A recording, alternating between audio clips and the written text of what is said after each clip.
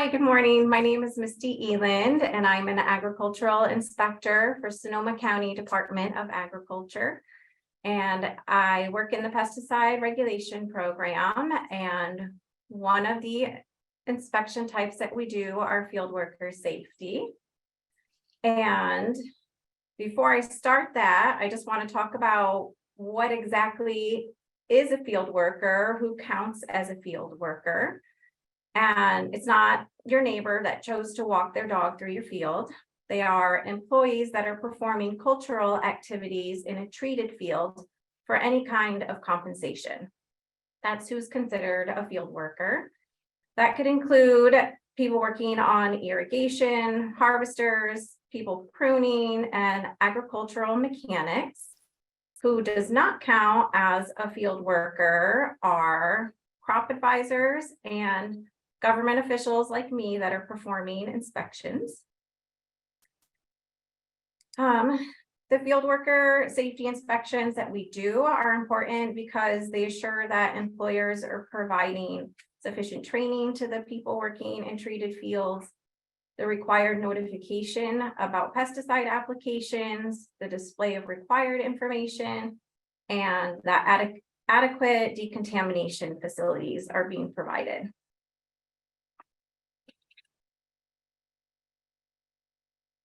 Oh, hold on, my slides are not advancing.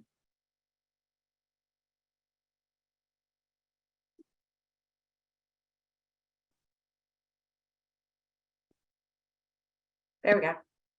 Okay, so for the presentation today, I'll be giving a brief overview of the field worker inspections, defining terms that are used in regulation related to field workers and their safety, and going over pesticide safety training requirements for field workers and how to fill out the pesticide safety information series, the A9.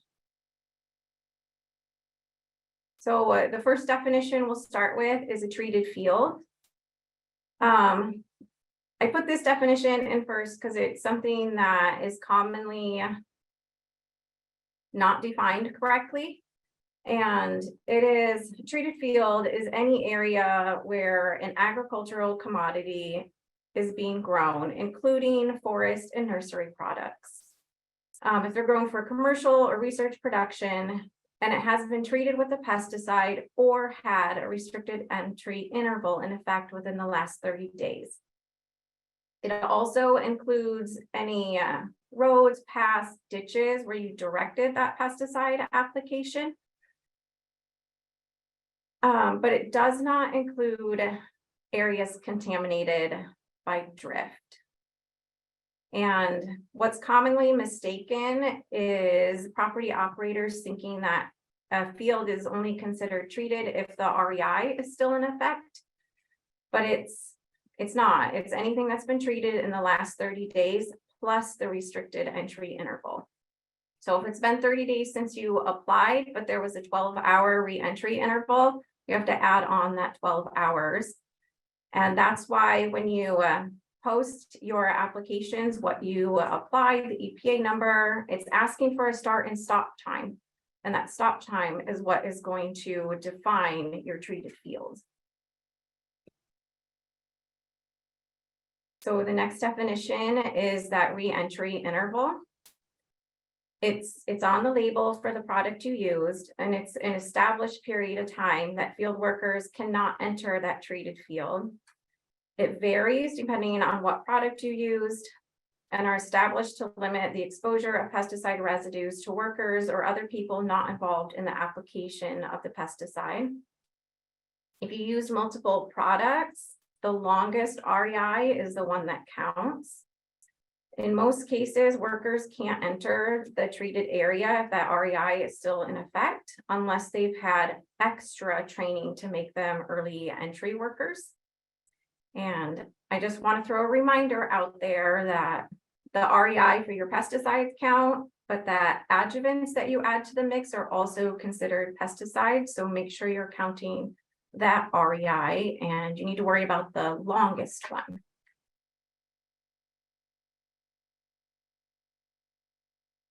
Okay, so now we'll get into what the inspection actually looks like when the inspectors show up. They're performed to determine that field worker employers are protecting their workers. And the protection of field workers is mandated by the Federal Worker Protection Standard, and it includes properly training workers, providing required notifications and information about scheduled pesticide applications, and assuring that workers have adequate means of decontamination. When we arrive at a treated field, we introduce ourselves and start gathering information by speaking or interviewing field workers, their foremen, supervisors, property operators. The inspection form, it looks like a checklist, but it really is more than that. As inspectors, we know that this is a rare interaction we have with field workers in our office. We do have relationships with a lot of growers. We see you every year. We see you on multiple inspections, but most field workers, I only get a chance to meet once. So it's our chance to communicate with these workers as much as we can in order to make sure they're being properly trained and equipped in order to do their job safely. So this is what the inspection looks like from our view. It looks like that checklist, but it's really talking points, and these inspections are more conversations with field workers and growers. When we conduct them, we're not just asking yes or no questions, and we let field workers know that we're there to verify their employers are doing their jobs properly and giving them the training and tools necessary for them to be safe.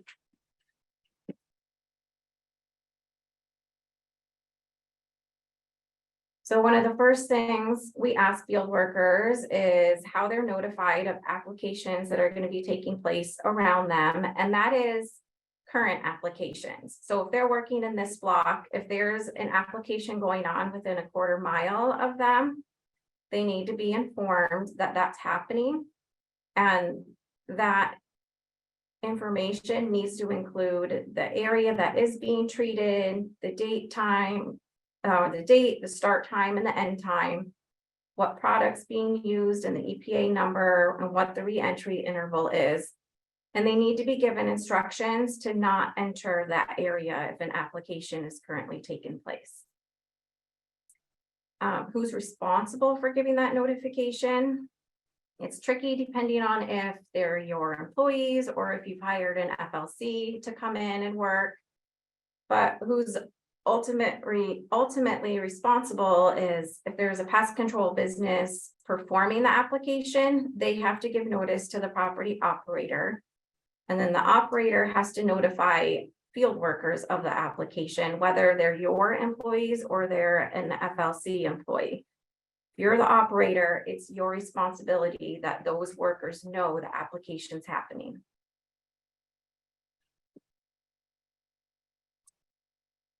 For the required decontamination, the primary purpose is so that field workers have a place to wash their hands and face and for emergency eye flushing.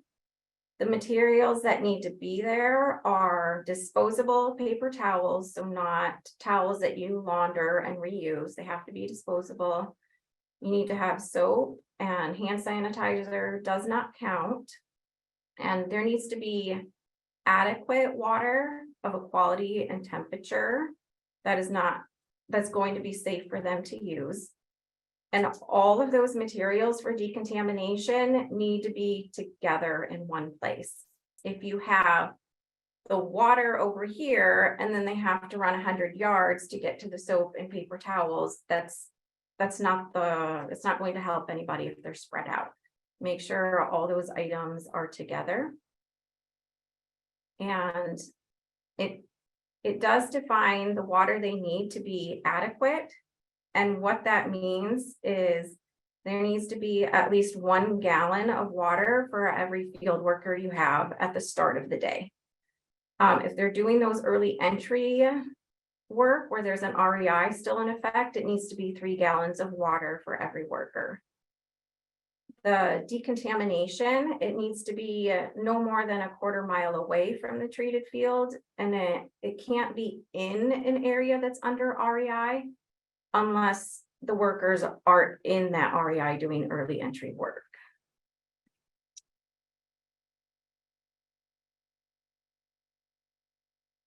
So this form that you see up here, we call it the A9. It's the Pesticide Safety Information Series, and it informs workers of pesticide use records and where they can obtain medical care. It needs to be filled out completely. There's multiple pages with a couple different blanks that need filled in. And it needs to be posted and filled out prior to field workers entering a treated field.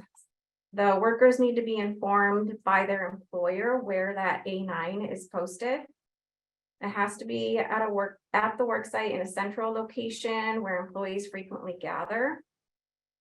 And it needs to be available to employees in a language they understand or be translated into a language they understand. And if you need copies of this, they're on DPR's website. And at the end of the presentation, I'll post a link to that in the chat. It's available to print out in multiple languages. And on the previous slide, it said, when working in a treated field, employers shall display a copy of the completed A9.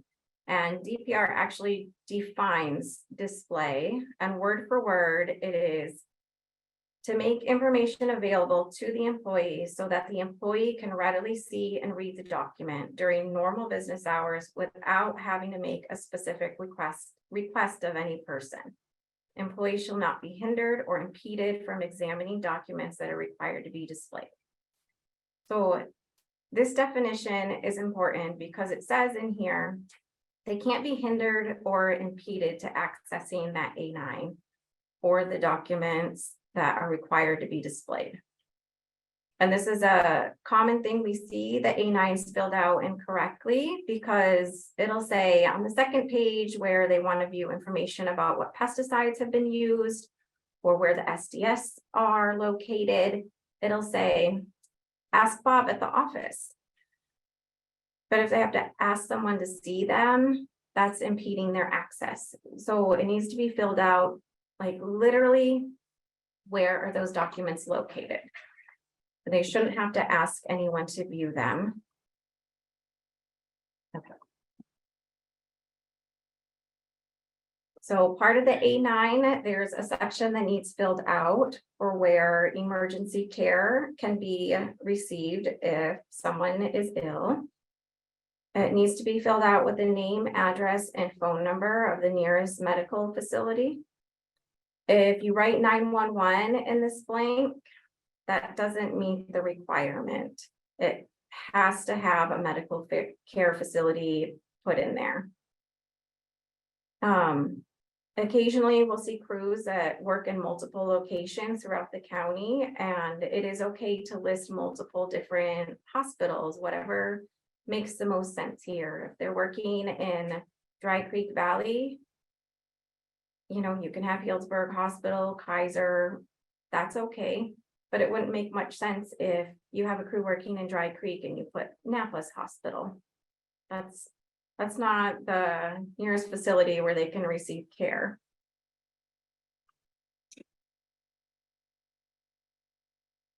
So emergency medical care does need to be planned for in advance.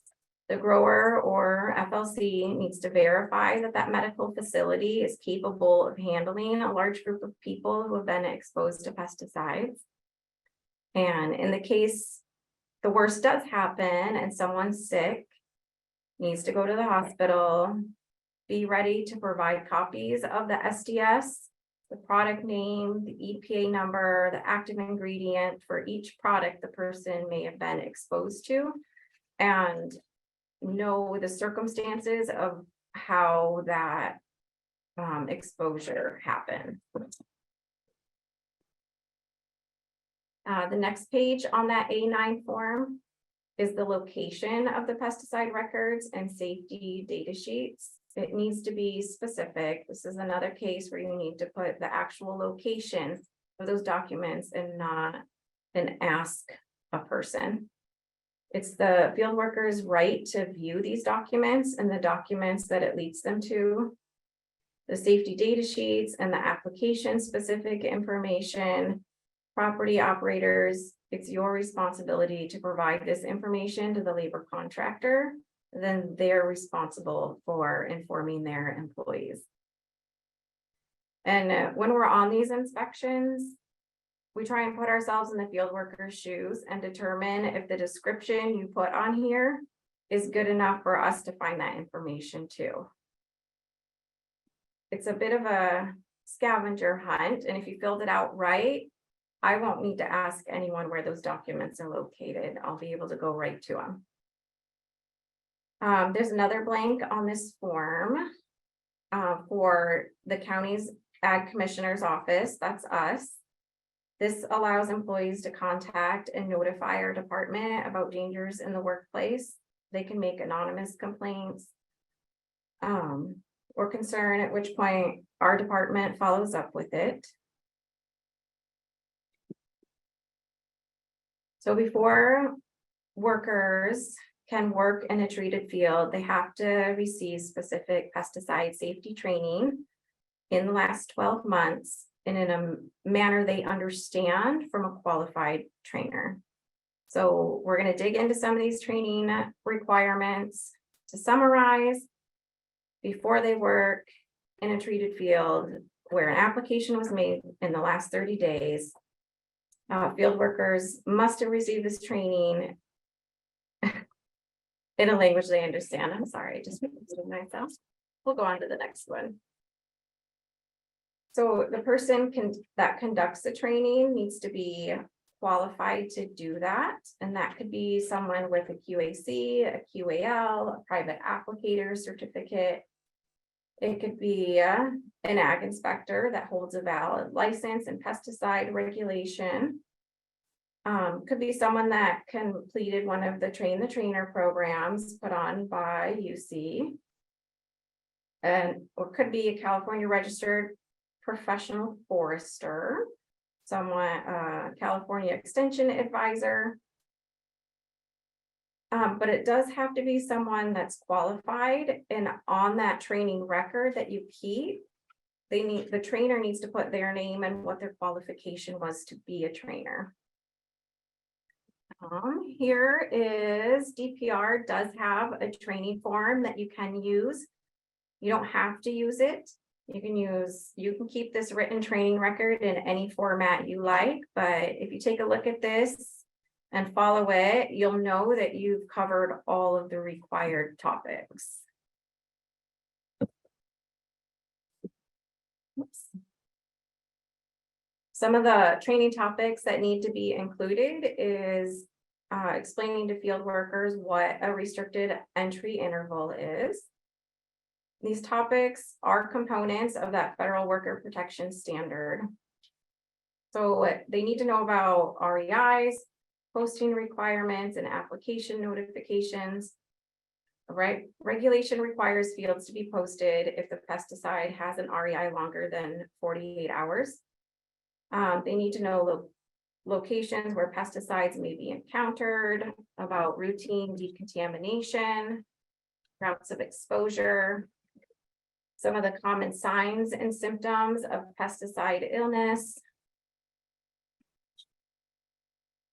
the warnings about taking pesticides in their containers home, the location of displayed information, which we'll get to in a few slides.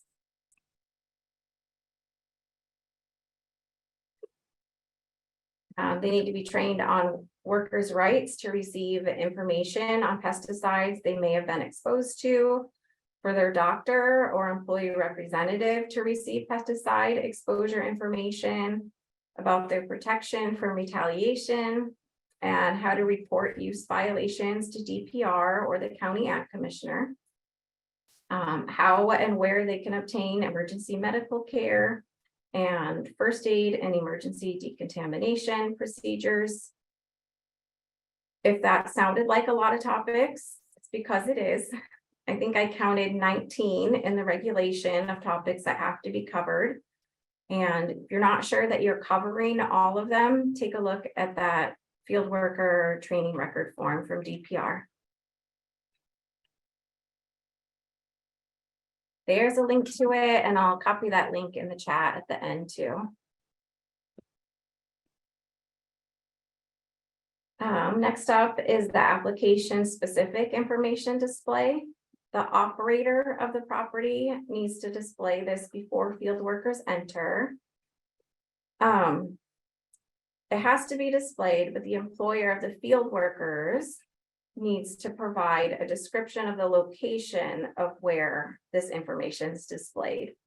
It needs to include where the pesticide was applied, the start and end time of the application, the date of the application, the pesticide and adjuvant name, active ingredient, and EPA registration number, SDS sheets, and the REI of the pesticide applied.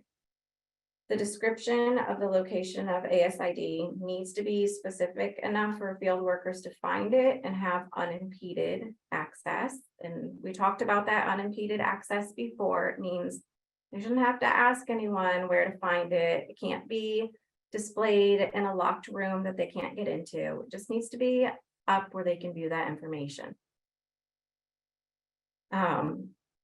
The location of this information is something that gets filled out on that A9 form, and if you filled it out correctly, it'll be easy for everyone to find, including the inspectors.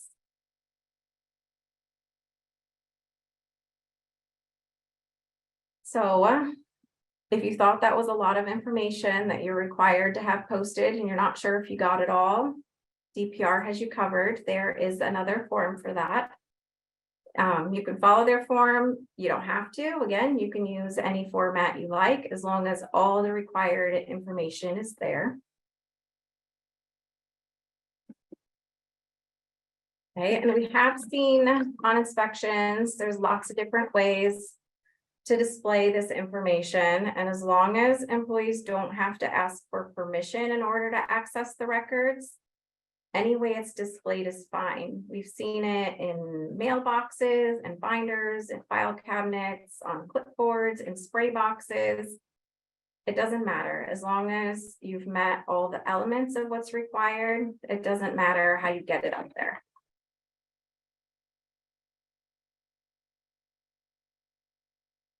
So all those training requirements that we just talked about are the requirements for field workers. But there's extra requirements if those workers are going to be doing early entry work in a field that still has an REI under effect. Those workers must be told that they're doing early entry work and trained according to regulation.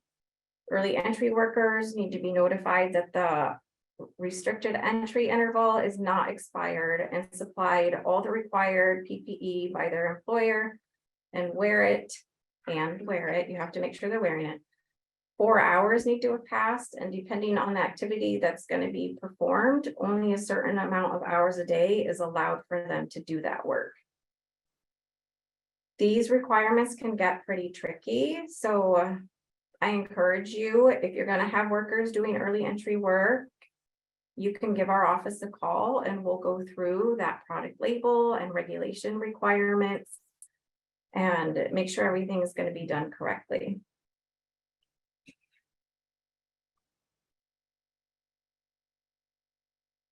So at the end of our inspection, we give our card out to any field workers that we spoke with and their supervisors. Anyone is welcome to call our office with questions they have. Whoever the employer of the field workers are gets a copy of the inspection. Property operators, if you want a copy too, just let us know. We can get you a copy. And one thing I forgot to mention is when we're doing field worker inspections, and these are different from an inspection where we're talking with an applicator, but for field workers, when we interview them, we have to interview them without their supervisor present. And it's good for growers and FLC supervisors to know that before we show up, that we're required to speak with field workers alone without their supervisor present. So we're not trying to be rude to you as a supervisor or an operator. It's what we're required to do. But we will get around to speaking with everyone while we're there. I just don't want anyone to feel worried or concerned or think it's weird that why is she being so secretive about talking with the workers? It's because I'm required to speak to them without you present. So, do we have any questions? Cindy, how much time do we have? I can stick around for the next presentation and hang out in the question and answer box. Okay, so yes, we do have a few minutes for questions. Okay. And I will pass it on to Michelle. Yeah, we do have one question. It says, if employees need to be able to access displayed information without asking permission, do hours of availability matter? And if so, is stored at if it's like stored at an office, are office hours of access sufficient? And if the office is closed during the hours the employees are working, is that a problem? Field workers often start much earlier than office staff. Sure. The regulation says during normal business hours. So a lot of times the information about what's been sprayed is usually posted out at the field. It doesn't have to be, but it usually is. But it just says during normal business hours. So if those hours don't quite line up with the exact hours where every worker is there, I don't think that's something I'd get terribly picky about. Got it. Thank you. And then, yes, Susan, I'm going to post links to the forms.